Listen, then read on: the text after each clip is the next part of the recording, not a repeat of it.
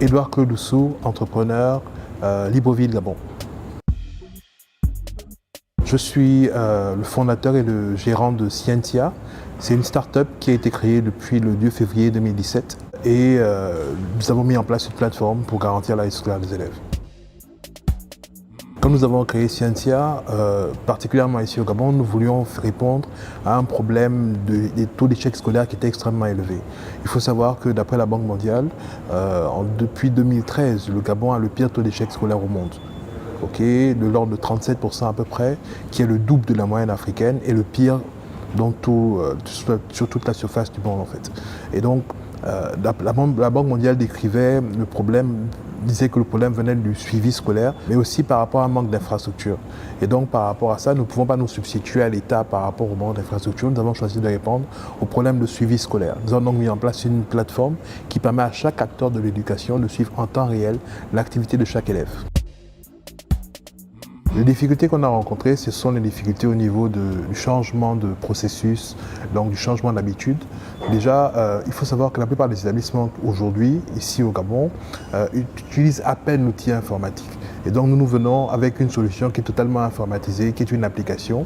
Et donc ça demandait déjà de former les principaux utilisateurs par rapport à l'application, mais aussi de changer un peu leur mode de fonctionnement. Et comme vous savez, les gens sont réfractaires au changement, c'est pas toujours facile. Et donc c'est la principale difficulté que nous avons eue.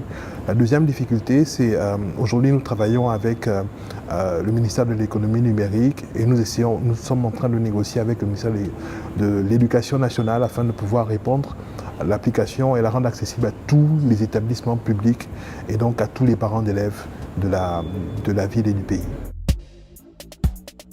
Rien qu'au sein de la plateforme, il y a beaucoup de choses que nous amenons.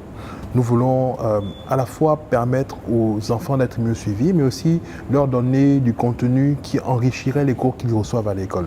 Donc par rapport à ça, nous mettons dans la plateforme à disposition des cours supplémentaires, des informations supplémentaires, parce que nous voulons développer au sein des enfants ce qu'on appelle l'apprentissage, l'auto-apprentissage. En dehors de ça également, nos ambitions futures sont de pouvoir exporter la solution que nous avons mise en place dans les pays voisins, notamment dans l'Afrique centrale déjà, et pourquoi pas dans toute l'Afrique francophone. Nous pensons que nous avons là une véritable solution qui permettrait d'accélérer le développement de l'Afrique au travers de l'éducation. Pour la petite histoire, j'ai dû moi-même m'auto-former, donc j'ai dû apprendre moi-même à faire du code informatique pour pouvoir mettre en place l'application. Ce que je veux ressortir par là, c'est que si vous avez des ambitions, si vous avez des rêves, vous devez vous-même vous donner les moyens de réaliser ces rêves. Si vous remarquez quelque part qu'il y a un problème ou une situation qui vous dérange, le fait que vous le remarquiez signifie que vous êtes la personne la mieux adaptée, vous êtes la solution à ce problème que vous avez remarqué. Je conclurai en disant à tous les jeunes entrepreneurs et futurs entrepreneurs qui nous regardent que dans tout ce que vous faites, faites de votre mieux, mais que votre mieux soit le meilleur. Ça veut dire quoi? Ça veut dire que vous devez toujours, dans vos activités, donner le meilleur de vous-même.